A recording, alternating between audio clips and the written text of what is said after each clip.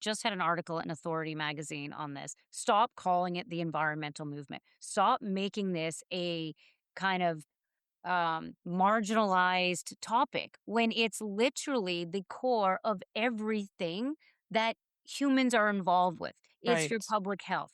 It is your safety. It is your economic driver. Like most of our economy historically has been resource driven. That's kind of why we're in the situation we're in, That's why we're right? here. Right. And so we wouldn't even have an economy if it wasn't for all of these amazing resources. And This episode of Grounded in Maine is sponsored by ESG Review. ESG Review magazine is published quarterly in February, May, August, and November, and is available for free in print and digital formats. ESG Review is devoted to environmental, social, and governance strategies, technologies, and investments. ESGreview.net is updated every Wednesday with 8 new stories and is home to feature articles, news items, and more. Visit esgreview.net to stay informed and help us spark the collaboration and awareness needed to develop sustainable economies and communities around the world.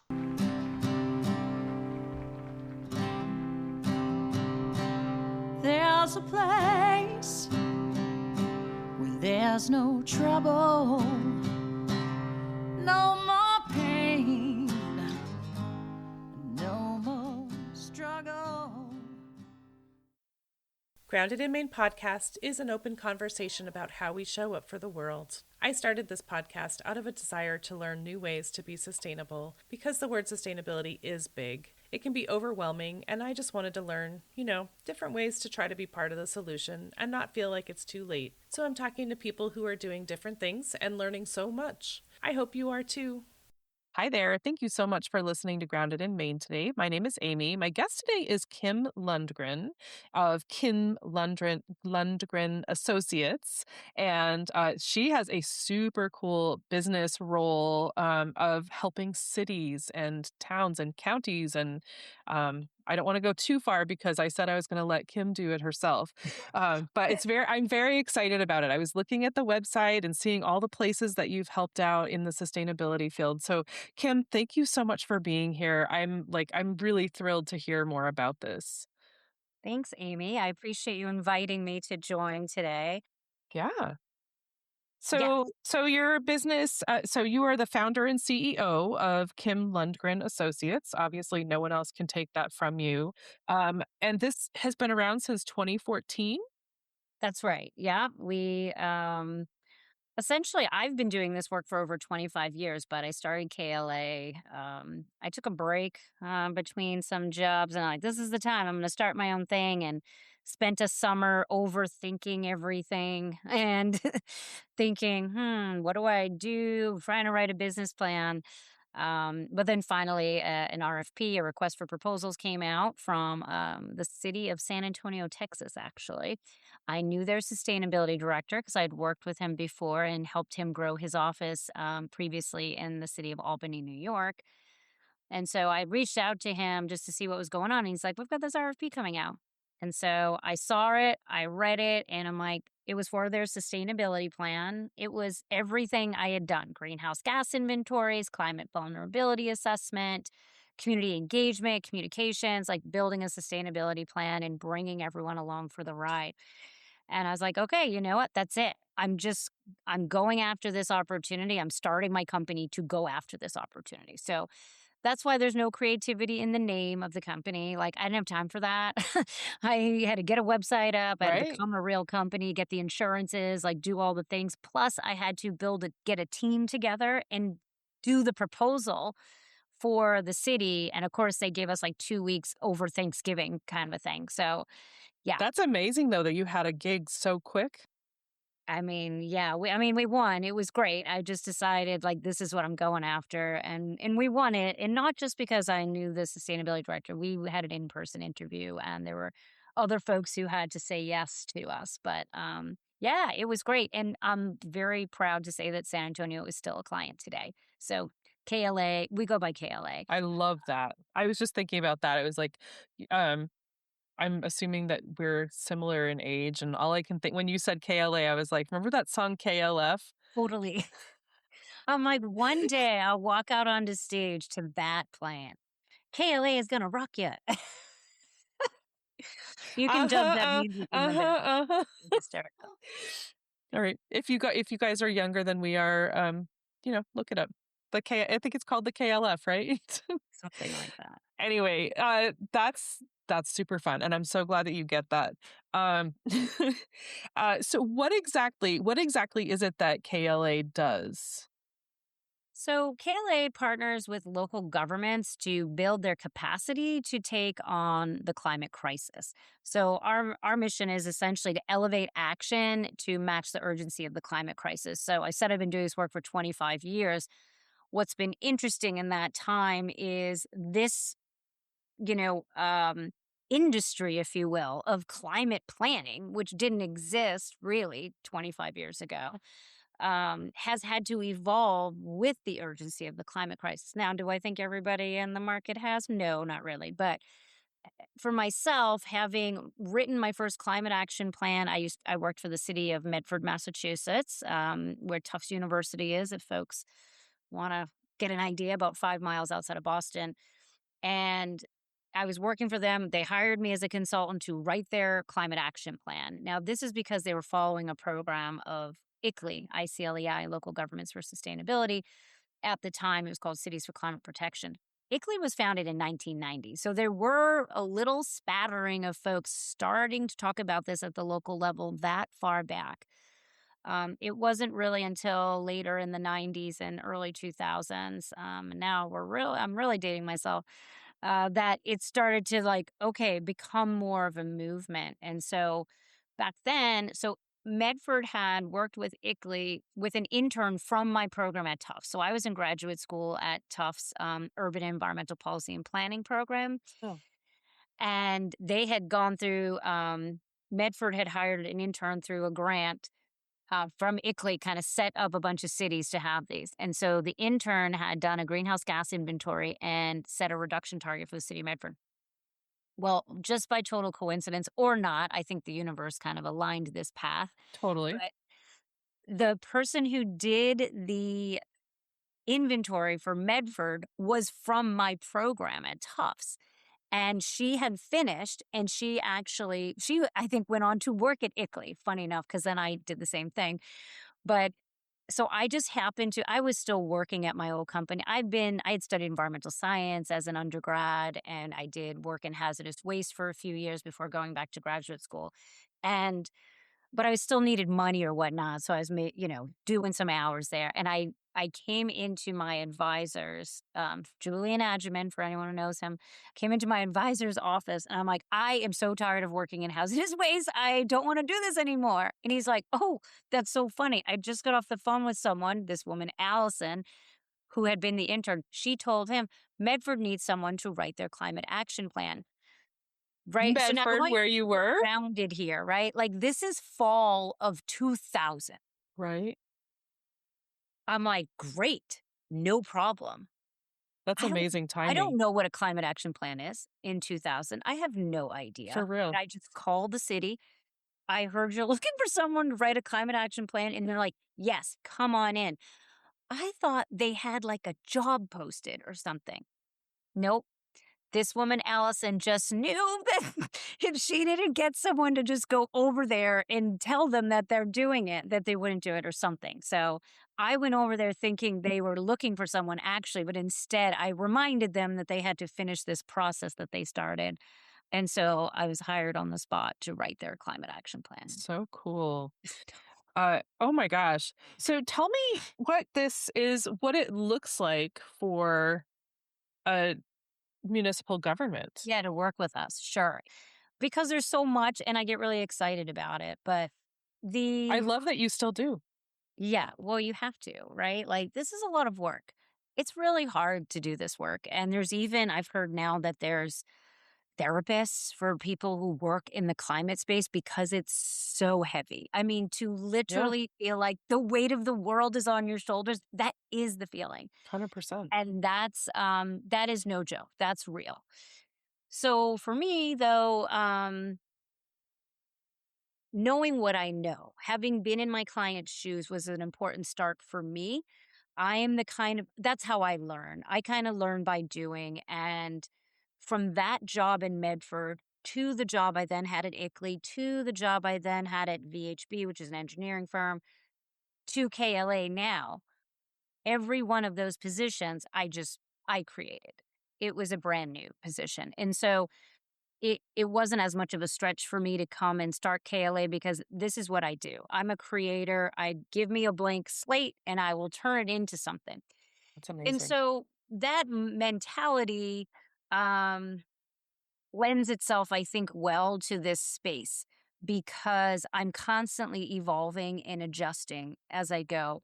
And as I said earlier, I really feel like this industry needs that because what we needed to do for climate change in 2002 is not even remotely close to what we need to do now. And what we know now is different.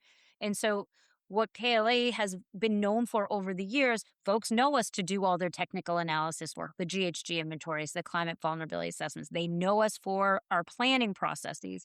We are renowned for our facilitation expertise to bring lots of different people to the table and get to some level of consensus. I say some level because I think getting true consensus on most things is not something you can do overnight or quickly. Hmm. But building trust, and we have really the privilege of having helped several of our largest clients achieve their most inclusive planning processes ever. So we brought more different people to the table through a climate action plan than they had through like their comp plan or master plan. So that's something we're super, super proud of. So then to get to your question, that's kind of what folks know us as. But then what it really Yeah. is we really help them try to do this easy. The expectations and responsibilities on local government staff now, even since I left local government 20 years ago, like it has become astronomically more. I mean, just think about COVID. Everything with COVID was at the local level. Yeah, sure, they're getting help, but they're at the local level, like, how do we help our people? And they mobilize for that. There's so much more on them when you think about everything related to AI and how to service your customers better. Like, there's just so many things, and there's fewer and fewer people going into local government work. Oh, They interesting. can't pay as much as, the big companies that are now firing everybody and replacing them with robots. But, maybe everyone should come back to government. Local government's still great. So we help them with everything. Like, for example, Clark County, Nevada, we worked with them from the beginning. They're like a huge case study for us. This is Southern Nevada, where Las Vegas is. Okay. We started working with them in 2020, like September of 2020. They wanted to do a government operations plan first, and then we were going to do more. And so that's what we started with, just looking at their operations. Then we moved into all the regional assessments, the regional inventories, the vulnerability assessment, the community wide plan. Then we stayed on to help them implement that plan. We helped build their office. So I helped recruit the staff that are in that office of sustainability. I trained them. We did their LinkedIn recruiting. I interviewed these folks. We put their work plans together. Wow. We connect them with resources, grants, writing, and whatnot. But they also know how to prioritize this as they're, using their own funding because that's what they prefer to do there. And frankly, as many communities that can do that, you do have to prioritize this work.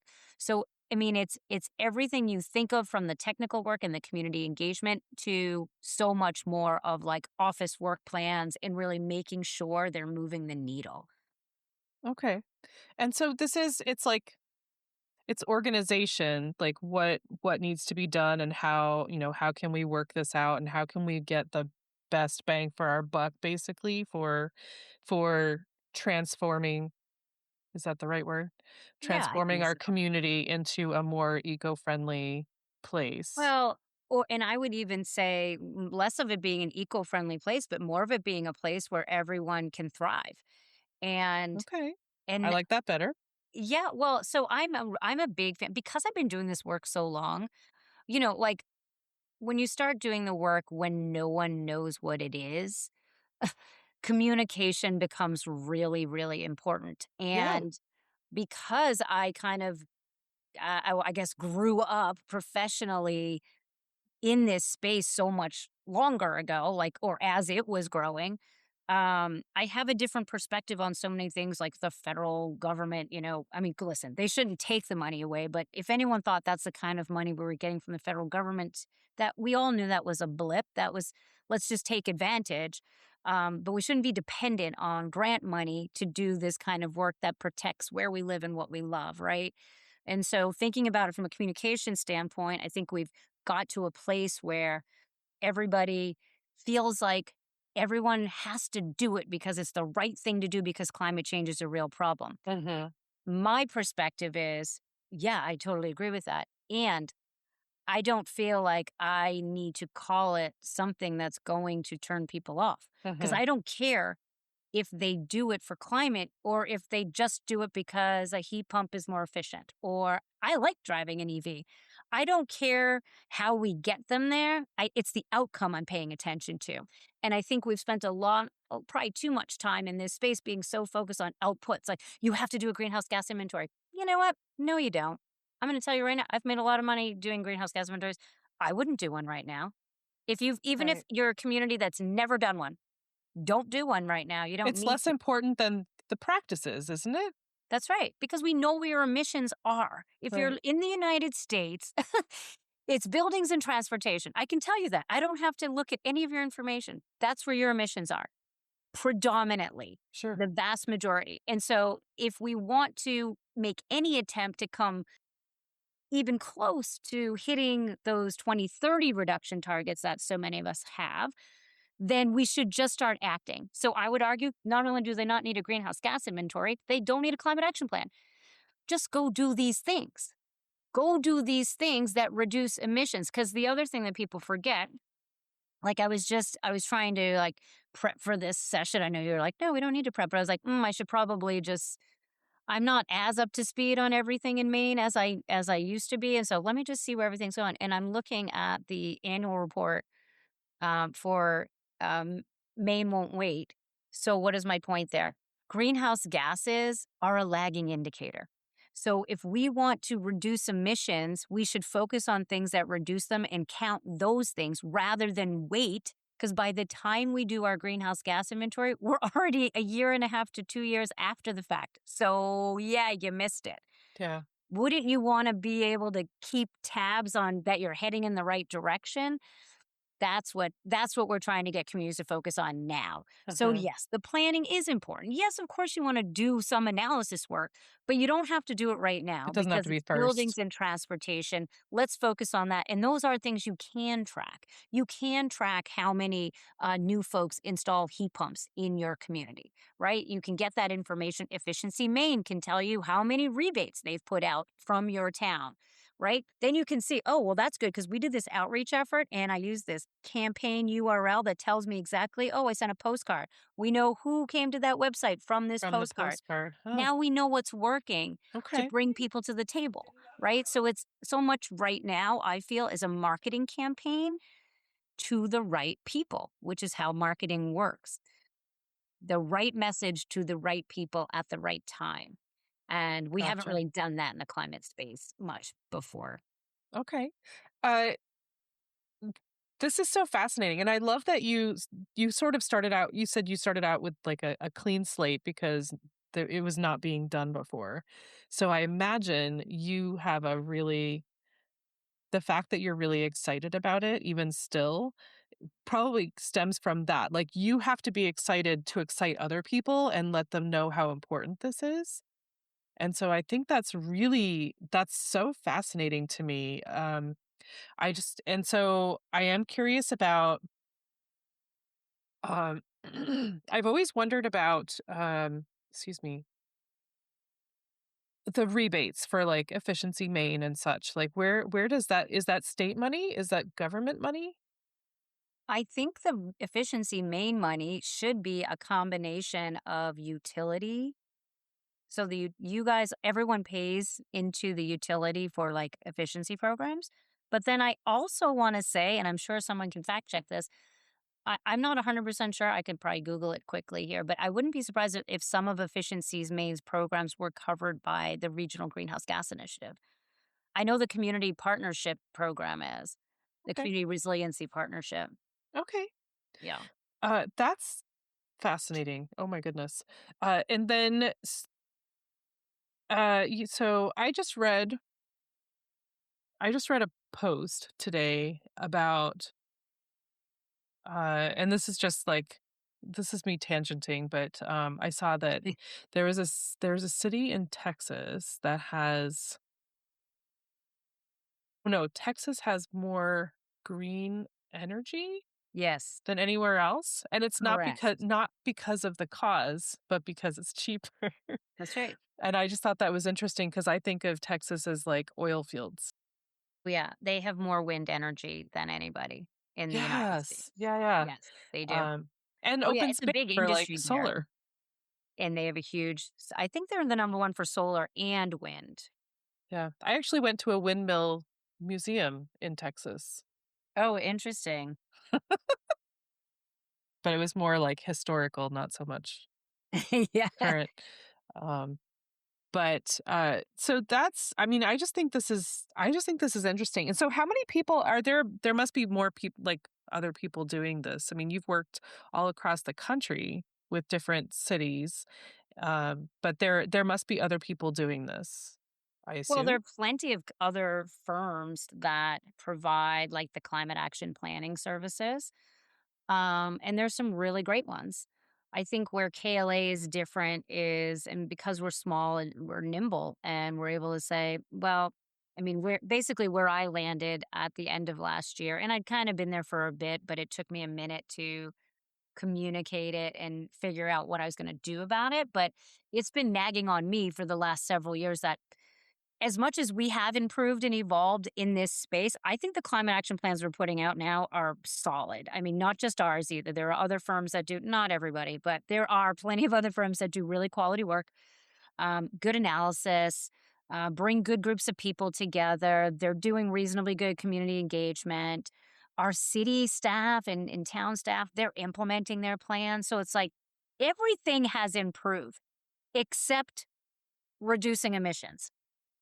Okay. So okay. So again, people who are focused on outputs and money are like, well, we're just going to keep selling greenhouse gas inventories and climate action plans because that's just their model. For me, I start getting anxiety and stress about this. I'm like, well, these plans aren't reducing emissions. This is what they're supposed to do. And they're not making us more resilient either. Right. So we have to do something different. And I took some time at the end of last year to like, sit down and just have some mental space to figure out like what do is it that we do differently. Hmm. And I created, to your point, I get excited creating, so I created a new program at KLA called Action Ready, and it is essentially that targeted marketing campaign where we work with the assessors database, which every town has. Here is your building stock. And we have other databases we can use, some of which are federal and still have been available. Others have databases that we've downloaded. Um, and understanding that, okay, these this neighborhood or these couple of neighborhoods, all of the houses are this age. Their heating and cooling system is probably about to go. Right. So I learned this the hard way as a homeowner. I didn't know. We had just gotten married. Yeah, we would buy a house. And then, right around year 12, every Everything appliance was like broke. bing, bing, like there goes the water heater. Now it's this. And you're like, what the heck is going on? I didn't know. So I can appreciate that not everyone knows how long their furnace should live. Right. And so getting folks to so what we started doing was we sent a post. So I've done this in a few communities and we have results. It actually started with the town I went to high school in, actually, Danvers, Massachusetts. They're a municipal utility. When they hired us to write their climate action plan, I'm like, hey, do you mind if we implement a plan that I know is going to be in the plan? And I want to start seeing if we can get some action going here. And they were like, yeah, absolutely. But I wanted to work with them because I knew I could get the data really fast as opposed to having to work through an investor. Sure, because you know the people. Right. So we put out, it was just, again, we did the analysis. We now have a tool for this. My team created a tool where we can help you pick, okay, where are the houses? If we can find a cluster in a neighborhood, we want to do it because it's like solar.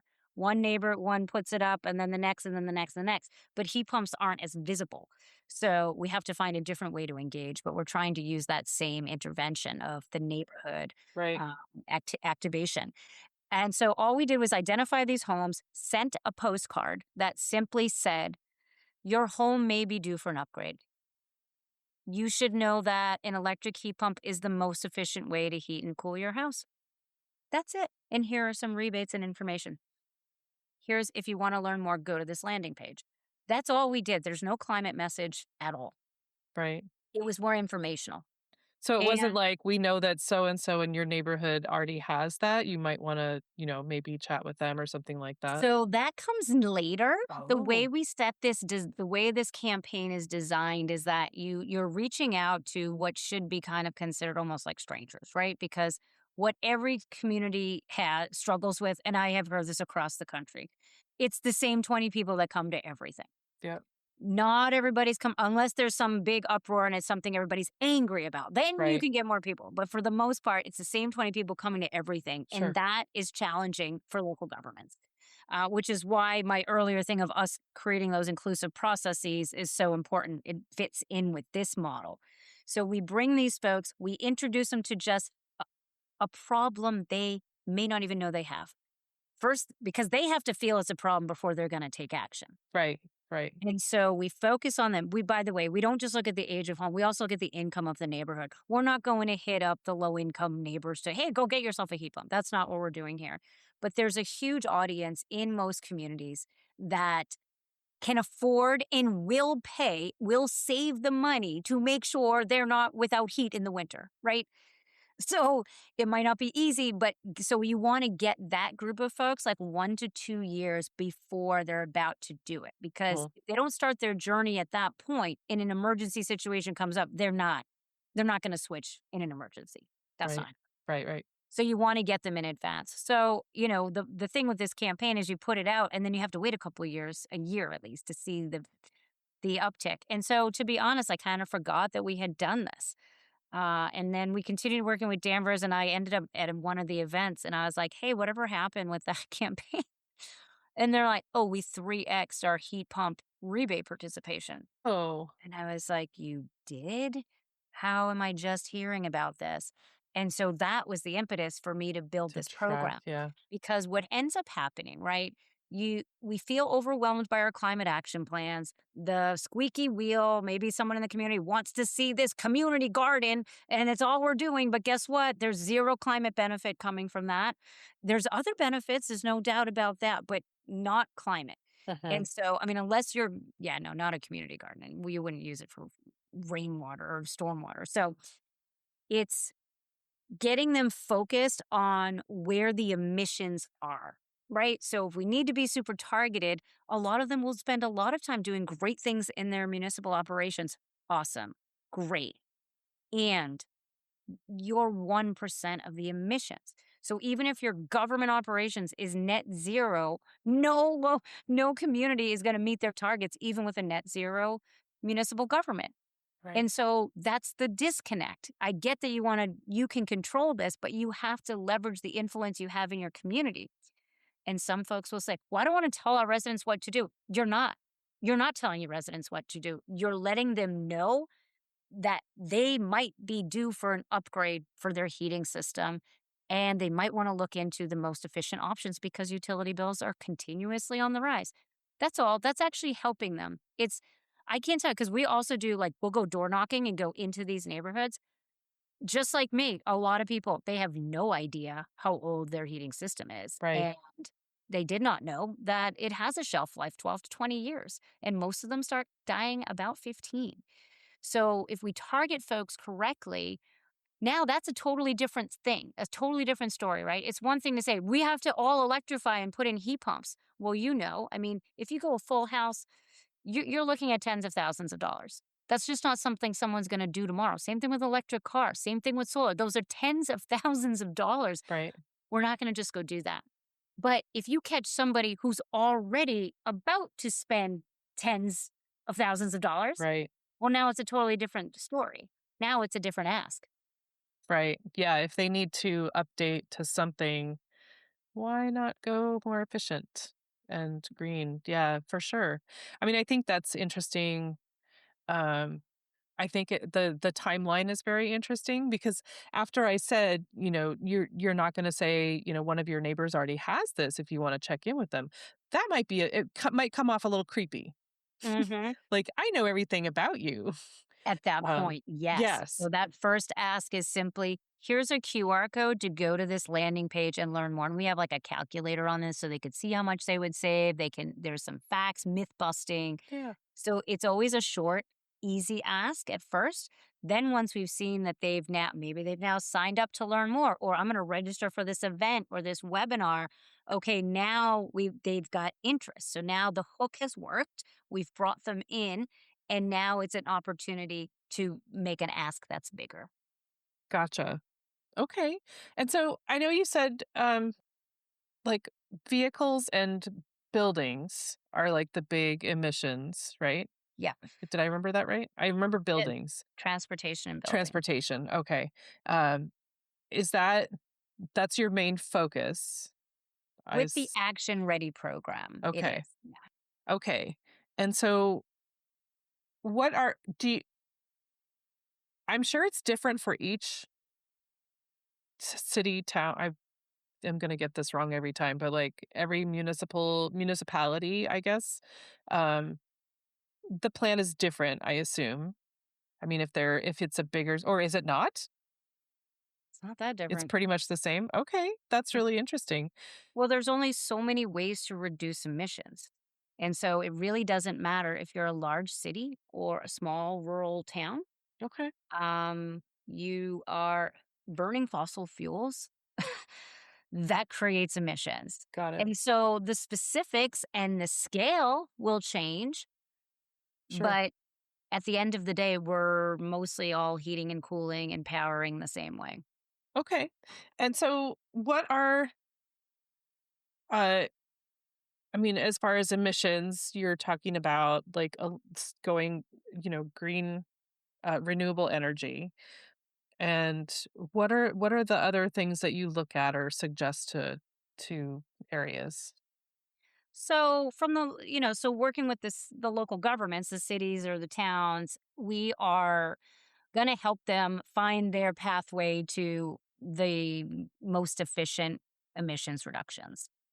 And so we're going to help them figure out what things need to be integrated into their operations, not just to reduce emissions in their operations, but how they service the community and how they connect with the community to move those emissions. Right. Right. So we always want something to integrate with something they're already doing rather than creating a new task because that's too much and then that doesn't happen. So we bring the folks together early on, but so examples are going to be, yeah, first off, you can, for new development, right? Like you want to stop the bleeding. So new construction should have more restrictions and requirements. Some communities are not as excited about doing that as others. Um, for me, it really comes at how confident are you that your community has a lot to offer? I feel like, I Right. mean, I've even had some great, Las Vegas even say, well, if we do that, they'll go somewhere else. I'm like, you're Las Vegas. Where are they going? You're Las Vegas. Like, where they are not going somewhere You else. think they don't know that? They don't Right. know they're in Las Vegas? Well, and just the fact that, like, why don't you have the confidence that your city exudes with its name and brand? Right. People are there by choice. People are there by choice and they know exactly what they're going to get in Vegas and in Nevada for that matter. Right. And so, but it's interesting because that's kind of the thing. Well, everyone's going to go build somewhere else. It's like, Are they? and still get all the amenities that you delivered here. Really? Hmm, I Yeah. don't think so. I mean, they argue Salt Lake City, but Right. that's a huge distance from Las Vegas. Right. Well, I mean, I what I love one of there are so many things that I loved about this, but one of you had said that you don't want this to just be about a greener, like, I was saying, to make Yeah, it more eco-friendly. And you said, eco-friendly. not Yeah, even just that, like, I want people to thrive. And so, I mean, emissions, that makes sense, yes, but there's so much more to that. Like, I feel like that's right. you had mentioned community gardens, and I mean, do you encourage people planting trees and stuff like that also? Yeah, I mean, they should. That should be the fact that that has to even come into a climate action plan is kinda crazy, right? Like, trees Yes, offer so many benefits. absolutely. I think a lot of folks kind of put their hopes a little too much on trees soaking up all the emissions from fossil fuels. That's not going to happen. But there's a million other reasons to put trees up, including, yeah, if you plant it in the right place, you could actually cool down your building and then you don't need to use as much power to run the AC Right. and you're keeping it warm in the winter too, like the protection.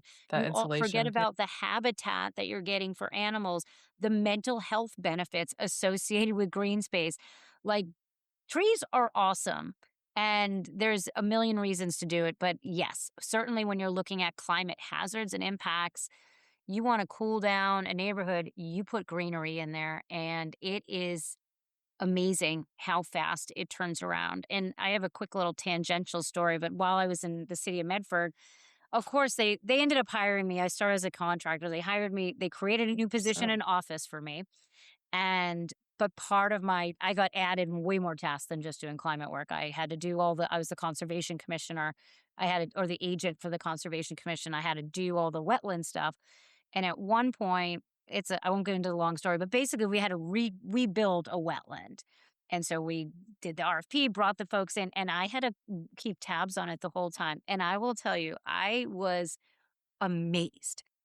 It's literally like for wildlife, it's literally if you build it, they will come. I'm like, how did they know to come here? for This real. isn't where it was before. But Right. before you know it, there's tadpoles everywhere. Like the animals just come back to the space That's that we amazing. beautified for them.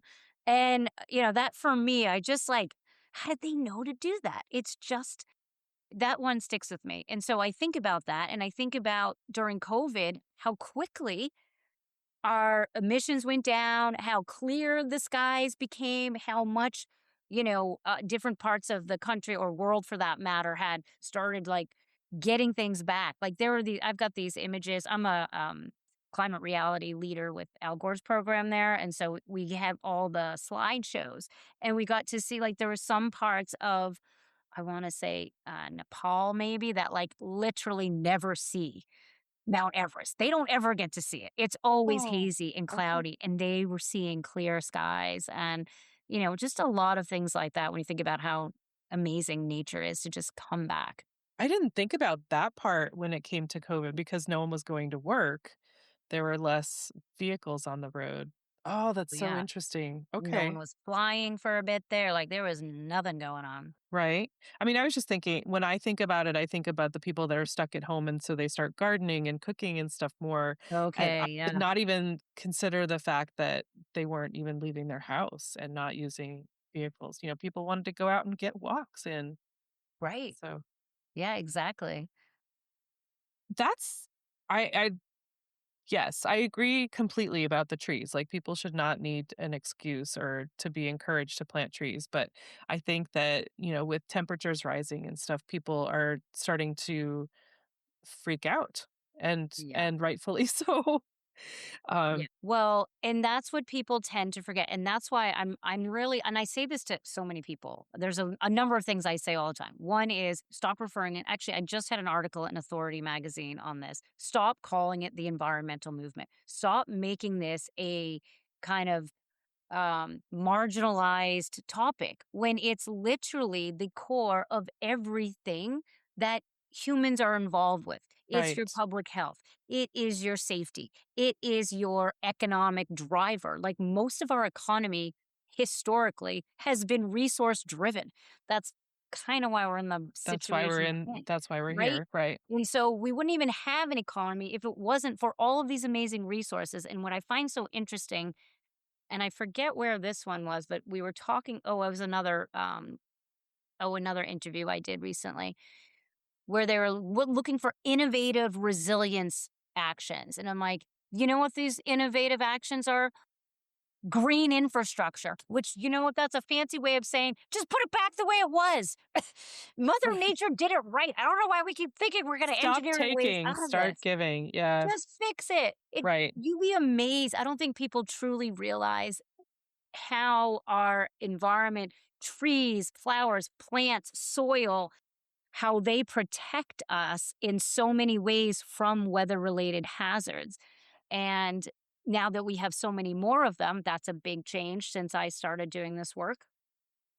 The urgency of the climate change has just continued to grow. And so we have to just keep being smarter and wiser.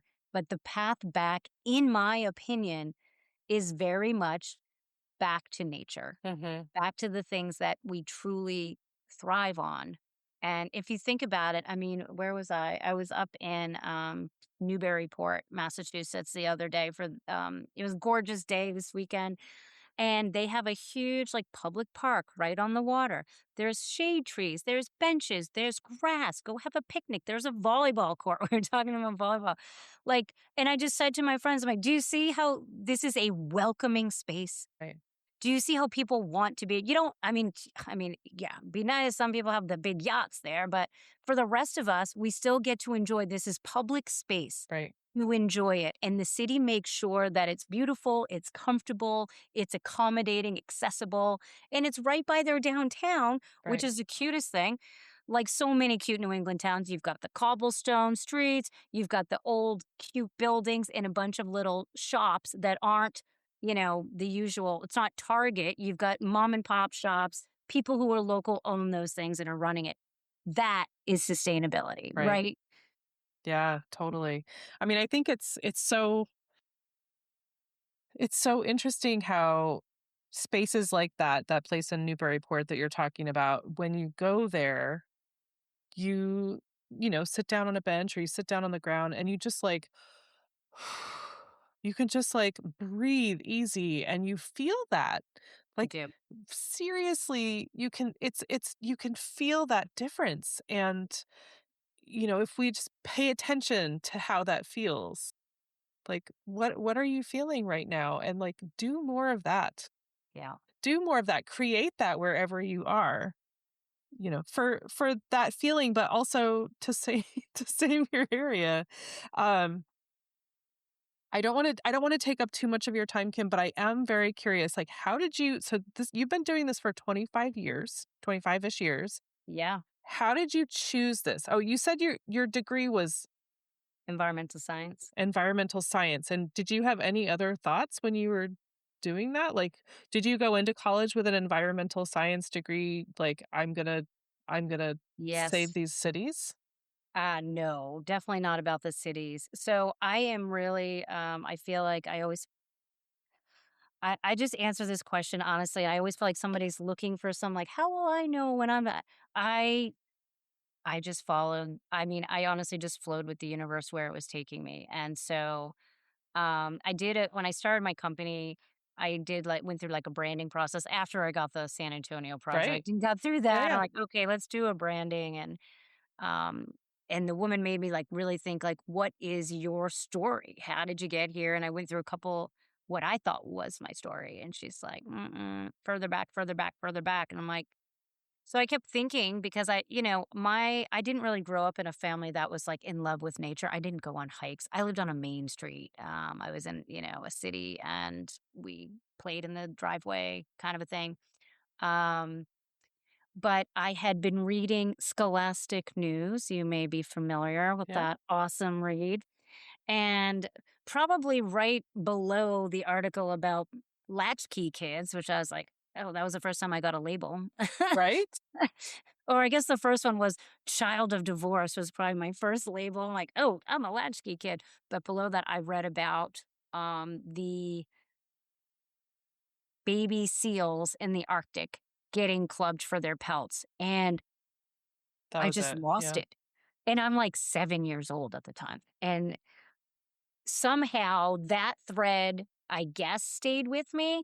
I mean, my mom will tell the story. She's like, I don't even know what to do. You came home so angry, like, "I'm going to the Arctic. I'm gonna kill those poachers. Me and the polar bears I'm will gonna get them." save them myself, yeah. Yeah, and so it was that love of wildlife really that started it, and then so once I knew I could study environmental science, like, I didn't even know that was an option really. Like, my sister studied business, so I just thought, "Oh, I was gonna go to school for accounting," which is hysterical now Well, because I mean, just like business. everyone, we were encouraged when we were going to college, like, you want a business degree or you want to be a lawyer or a doctor, like, you did Those not were the have a things. ton of options, at least going in. Yeah. And I had no one in my family or close to me that I could get guidance on this from. So I was just like, once I don't know, it was like, I have to do this. And then I did it. And I still didn't know what I wanted to do. But I'll tell you, I did go back when I was in graduate school. I went back to look at my books from undergrad. And do you know the only thing about climate change? Now, this is 1993. I started school, college, undergrad. In 1997 was the Kyoto Protocol. So we already had an international treaty. When I was graduating college as an environmental scientist, we had an international treaty on greenhouse gas emissions. I didn't know about that. Same. And when I went back, we had one paragraph in my introduction to environmental science, first semester freshman year. That's it. We never came back to it. So no, I definitely didn't know what I was doing because it wasn't even really a thing yet. Mhm. And even choosing, once I decided I was going to go to school for environmental science, that like whittled down the options real fast. Because in 1993, there were not that many programs.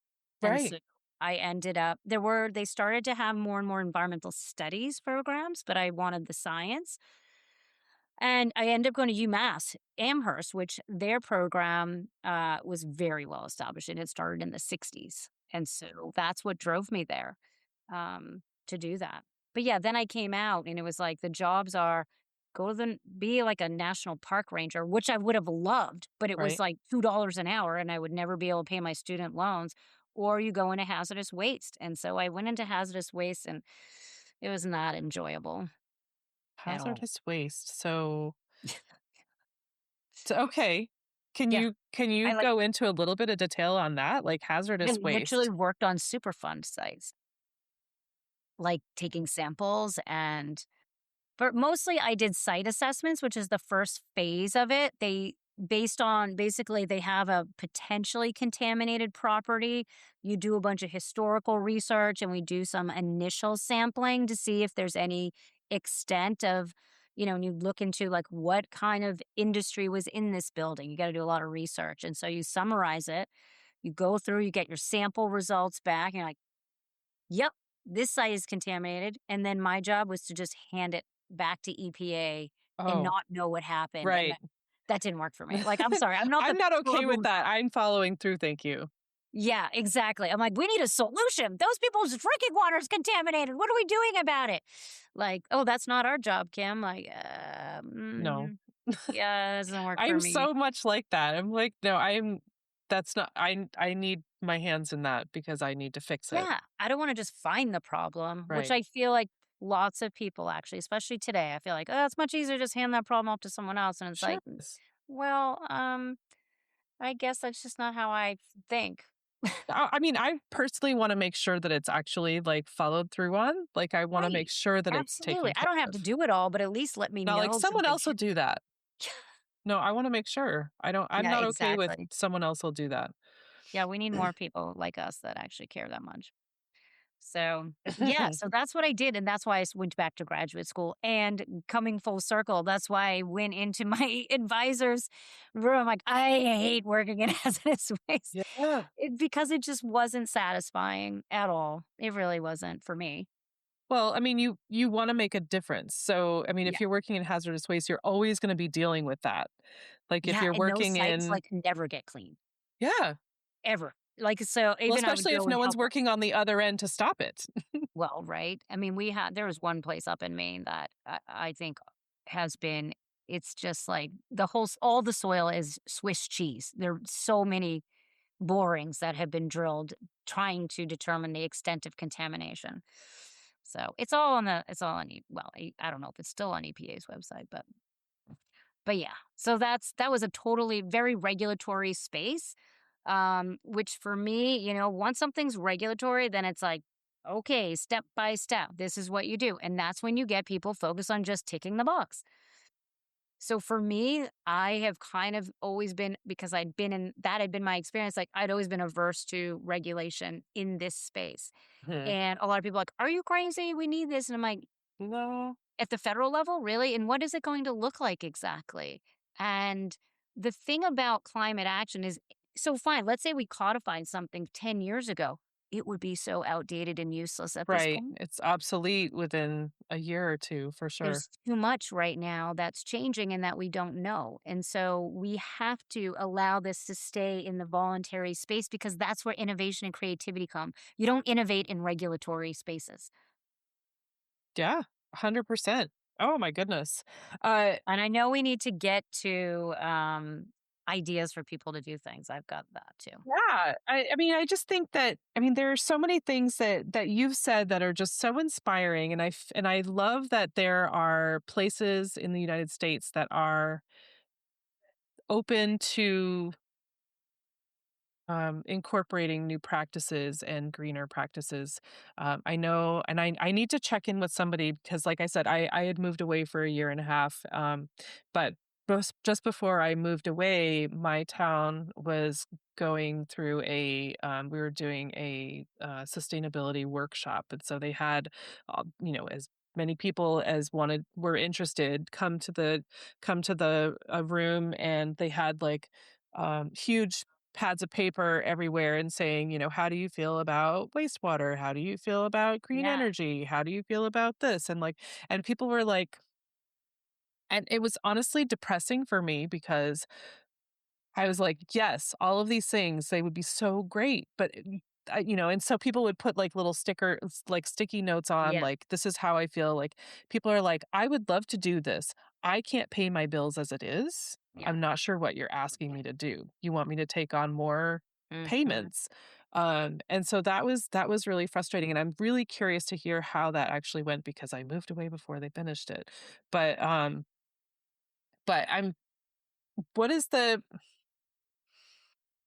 I assume that you guys are really busy because now, things are like, we're not just messing around anymore. Like, this is getting hot and things are very expensive. Like, we need to make some changes. So Yeah. I assume that you're busy and that's a good thing. But how does somebody,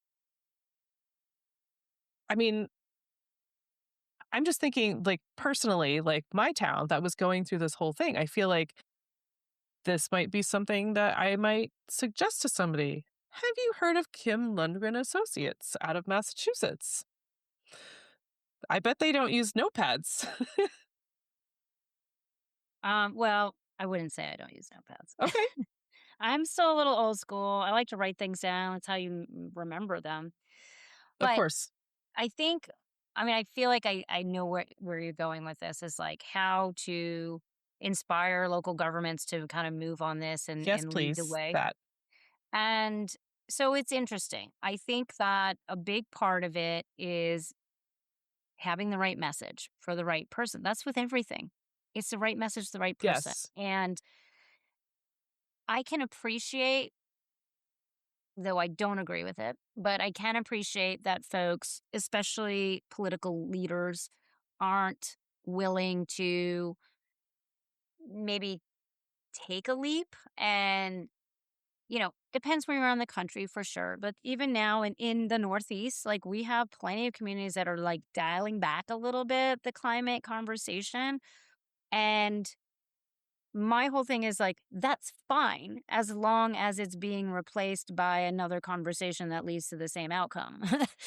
Because the problem doesn't go away just because Right. someone has kind of just unilaterally decided that this is a politicized issue, which I find Right. interesting because I think every political party has lost people to climate Right. Who's hazards. going to pay for this dial back?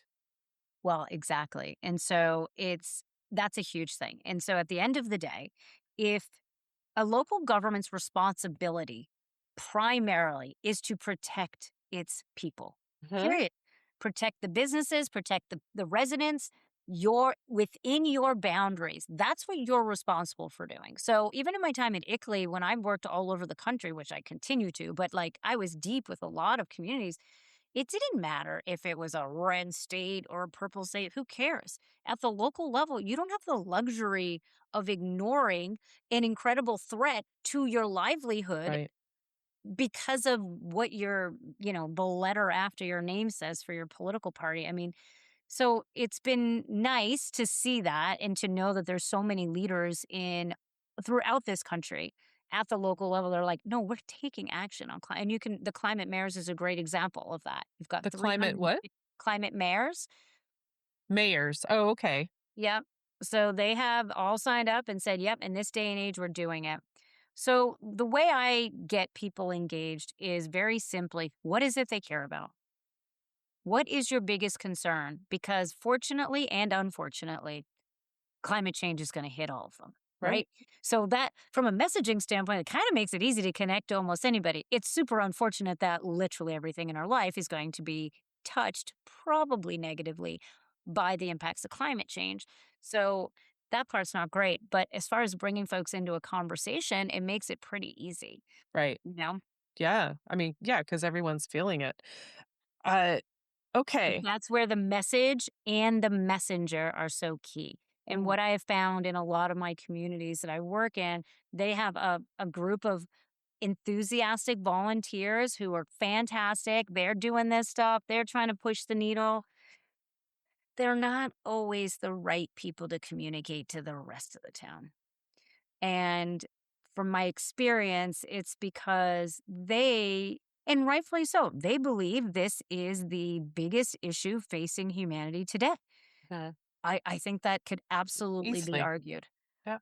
except that not everybody has the luxury of thinking that way and feeling that way, or they just Right. don't know to. And if we don't get people with the right message, in the right hook, like we were talking about, like it's got to be that quick hook. Hey, did you know your heating and cooling system might be up for renewal? You don't want to lose it in the dead of winter or summer, Right.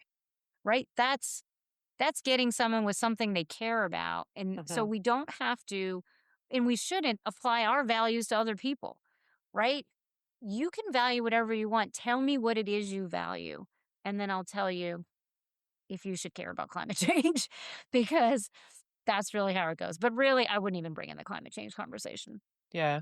So do towns, cities, regions typically reach out to you? Yeah, we have that. We also, I mean, it's public sector, so we'll bid on RFPs, but we also have our dashboard product. So that's a way that it's a communications platform more than a traditional dashboard. Because as much as I love Excel spreadsheets and line graphs and stuff, most people don't. Not only do they not like them, they're intimidated by them and can't read them. And so I'm like, who's this dashboard for that you're putting out here? Because it's super helpful for me as a consultant in this Yeah. space. But But if no one else knows how to use for the it. general Yeah. public. And what I'm noticing is that folks aren't even, I mean, again, to me, this is all like marketing 101, which I didn't take either as an environmental science major, but you learn along the way. And it's like they put out these dashboards, these websites, info, landing pages. And I'm like, well, how much traffic are you getting? Where's it coming from? Like, they don't even look at any of that. And I'm like, how do you know if what you're doing is working? You're just waiting 2 years later to do your greenhouse gas inventory? Like, that doesn't make any sense. Gotcha. Oh Right? my So there's a lot goodness. of interventions along the way that ensure we achieve the goals. And if you're too focused on just the outputs, like ticking the box, and not the outcome, then that's where you land. You land with not having your emissions reduced. You're not achieving the ultimate goals of your climate action work. Hmm. My goodness. That that is a lot. I mean, you guys do a lot. We do. Yeah, we do. That's amazing. So, I mean, I know you had mentioned it, and I had said to you, like, if you have any suggestions for people, um, do you have something that you would? I do. Okay. Always. I always think it's important to practice what you preach. right? So I do it all in my own home, in my own life too. I have areas, everyone gets their vice. Listen, I have a hot tub. I'm going to tell you right there. I do. I have a hot tub. I love my hot tub. I sit in that hot tub almost every day and it helps me do this work. But I have solar panels. I have an electric heat pump. I have the electric car. Like, so I think people can be allowed vices. I think a lot of times we feel like it's all or nothing, right? And so when folks, there might be folks who are interested and they want to do something. We're like, go get solar panels. And you're like, I can't afford that, or I don't own my home. Right. It's a rental. I can't just do that. Okay. So we like to set up a framing called good, better, best, right? The best thing would be if you had solar on your roof or if you had an electric heat pump or whatnot, whatever the Right. area is. Here's what would be better, and here's what good looks like. And you can do good today. You could do good right now. You could participate in a CCA. A lot of communities now have the community. Oh my gosh, I'm having a mental block. Community choice aggregation, where it basically allows you to purchase clean energy. Sometimes it's done directly through the utility, sometimes it's separate. But that allows you to you can pay a little bit more and you can make sure that that money goes to creating more clean energy opportunities. So maybe that's a better because that's still spending money. Hmm. What could you do as a good? You could reduce your energy use. I mean, basic efficiency. Plant that tree on the south side of your house. Get your efficiency main or mass save or wherever you are. Get someone in. Home energy assessments are free in most places. At Right. least come and take a look. Reduce how much energy you're consuming in your home, in your vehicle. Reduce your waste. Stop ordering from Amazon, right? Like we don't really need everything immediately, do we? Do we? It's nice to get out of the house every so often and go to the store and support your local business, right? Rather than just the Right. huge conglomerates. And so 100%. what I encourage folks to do is the whole thing with action ready, of course, is like, what's the one big thing you can do? Because this is where I get hung up on a lot. Everyone's like, recycle. I'm like, sure. But humans aren't typically good with habits, right? So there are certain like actions I can take that are habit actions. I'm going to have to do this over and over again, maybe multiple times a day, right?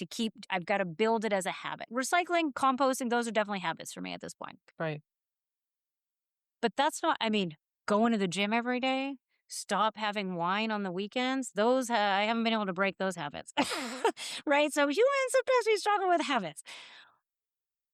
So one big thing, I electrified my home. I added solar panels and a power wall. That's it. It's done. It was a big thing. We did it over years and rolled it into with a home equity line when we did a update, basically built our offices up here. But I prioritized that and I did it. It's a big move. It's one big thing, but it's done. And I was able to do it, right? There Hmm. are some people in that bucket. I'm able to do this. I don't want to have to remember something 1,000 times a day because I've got 4 kids or whatever. I'm running around everywhere doing all the things. Right. So maybe for those people, it's just one big move. And Right. what they have to do now is just plan their journey to that move. Maybe your car's only 8 years old. We don't want you to replace brand new equipment. That's not sustainable, but get it ready for when its life is coming to an end. End of life transitions are the best way to do equipment change outs, cars. Some folks lease anyway. So if you lease, then try out an EV for 2 years. If you can afford a brand new car, you can afford an electric car. That's just a fact right now. I'm even looking for used ones on Carvana because my daughter's about to get her license. I was like, yikes. And I'm like, well, there's no way you're driving a fossil fuel vehicle. What are we, the Flintstones? Yeah, that's not happening. So, but even there, you can find used Teslas on Carvana right now for $25,000. Wow. Yeah. So, Okay. so there you go. For I like everybody, that. You know, pick there's a good, one better, big. best. Just plan your path. That's Yep. all. You don't have to do it all right now. Yep. And Pick. you know what? I found the easiest place for me to start outside of the big stuff. The easiest place for me to start was the laundry room. Laundry has so much, I mean, aside from the plastic waste, all of just I guess the plastic waste and just how inefficient it all is. So I've moved to all I use, of course, the wool dryer balls. I like to put little scented oils on mine, let them soak in before you put them with your clothes up. And Mhm. then doing like tablets or liquids that are in aluminum cans or even the cardboard, like old milk boxes. So that for me was an easy place to kind of dip my toes in, like within the house, because it's Right. easy and everybody's doing laundry all the time. I feel like I am, anyways. Right. Right, but people have that and that's accessible. Like it's okay. I mean, it might be a little bit more expensive, but you're going to be saving in other places because those huge things of like Tide and whatever, they're all water. Right. It's Right. not like you're Yeah. getting concentrated. Right. And just a quick plug for refill stores. That's actually my goal. So we do have a house in Costa Rica. That's part of our retirement plan, but I Nice. want to open a reuse shop down there. That would be one of my goals. So full transparency. So I go through Grove Collaborative, so everything gets delivered to me. I've been like saving all of these bottles. So I have all these little glass bottles of cleaner and my detergent stuff. I'm like, my husband is not loving that I'm keeping these. I'm All like, the well, little things. they're not taking them back. I think they should take them back, but I'll save them Right. for my reuse shop. Right. Yes. Yeah. I mean, I just think that I remember speaking with Laura from the Go Go Refill store in Southern Maine, and Nice. she had said, if you're doing a refill, their laundry detergent, it's like it comes out to like 11 cents per load. And all Wow. you just bring out your own, it's super concentrated, and so it doesn't take, it's like a tablespoon per load. Exactly. And you can Just get it make in. sure everyone in the family knows that. I'm like, Yep. why are we almost out of For this? It's real. concentrating. For real, yeah. But so I just I love that, and I love that your first hit was the laundry room because it is such a gosh, those big jugs are a lot. It's I so actually make my own because when I moved to Virginia, there was not a refill store handy, and so I mm, started making my own. It's just a powder, but, it works fine, and so I just use a mason jar, and I keep filling it I up, love that. and I also use the wool balls. But, okay, this is so much. This is I so know. much, Kim. I'm so grateful for all that you do. It's a lot to keep track of. And I'm so glad that you're doing it. And Yeah. I I encourage people to check out the website, follow her on Instagram. I will put all the links in the show notes. But Kim, what does the word sustainability mean to you? Yes. Sustainability. To me, sustainability is about making sure we maintain the balance between what humans need and what our earth can give us. And there is a balance to be had and it's not a bad place. That's the thing. I think this over consumerism culture just makes us think more and more and more is better and it's not. Less is more and you'd rather quality over quantity and our planet was designed exactly to support our lives the way they need to be. And so if we could balance that more, then I think we have a real shot at what I like to say instead of the opposite is we're not I like to say that we're saving humanity from extinction because we are definitely on deck here for extinction. It's not the planet that we're saving. The planet will probably be way better without humans. In fact, I kind of wish I could be here when it's just not humans because I'm thinking it'd be beautiful and all the animals would be doing their things. Um, so yeah, Right, so because we are that's the biggest threat right. to life, right? Humans are, I mean, we are the biggest destructive species for right? sure. And yeah, but I feel like when people think, and they've always said that, oh, yeah, even my husband used to say, oh, she's saving the world while I pay for it. And I'm like, okay, well, I don't think I'm saving the planet. It's saving humanity from extinction. And that distinction is actually really important. And I'll tell you, it gets a lot of um, confused looks. They aren't expecting it, but It's a To me, conversation starter. it is, and it's an important way to have those conversations. Just you got to start framing things the right way, which again is like if people think just the environment's going to be destroyed, sadly they don't correlate that to, oh, I don't know, more cancer in your community, like more people dying. Like, do you know that when the animal species get sick and then what we eat eats that thing, it just gets worse in us. Like science just hasn't unfortunately been taught as well here in the US as it maybe used to be or as in other countries. And so I do think that communication piece is so key. So it's keeping the balance. That's exactly what sustainability is. It's keeping the balance, and there is a right way to do it, and we're not going to fix our way out of everything. But okay.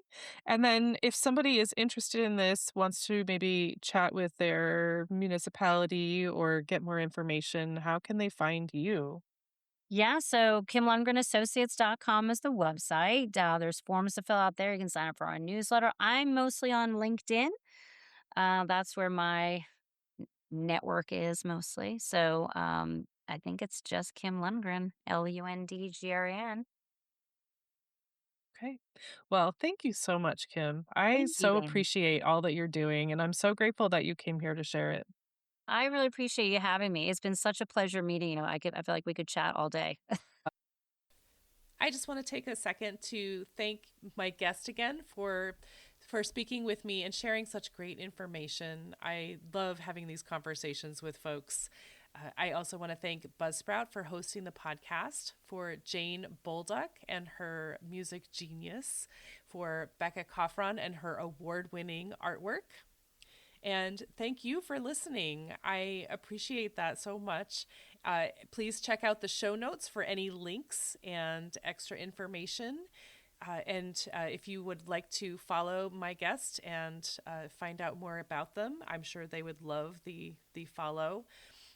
And if you don't mind leaving a rating or review wherever you're listening, and just help to get this podcast in front of new eyes, that would be amazing. I would really love that. And feel free to reach out to me on the socials and let me know what you're thinking. And if you would like to be a guest on the podcast, please let me know that. I would love to have a conversation with you about sustainability. All right. Thank you again. I hope you have a great rest of the week.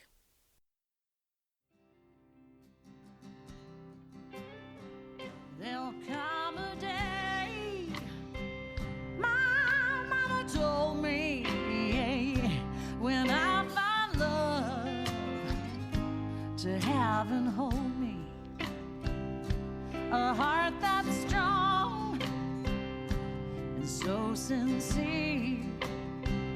Just tell me, how do I get there from here? Oh, tell me, how do I get there from here? 'Cause here and now I'm so far down that mercy's bound to find me.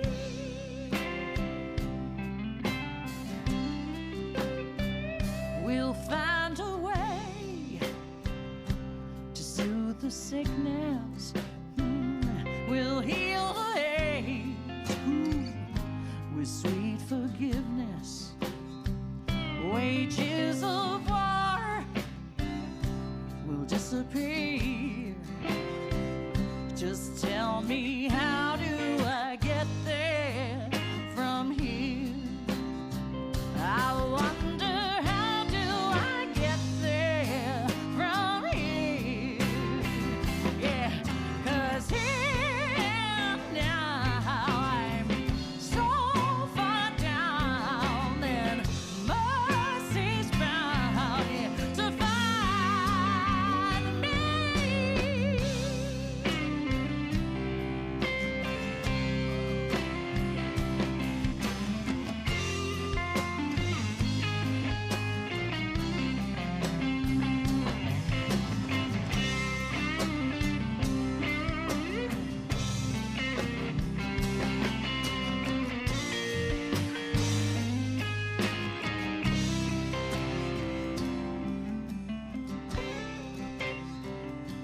state of grace has finally found me. Well, there'll be music, ooh, and good friends around me, yeah. And I'll just smile through happy tears and wonder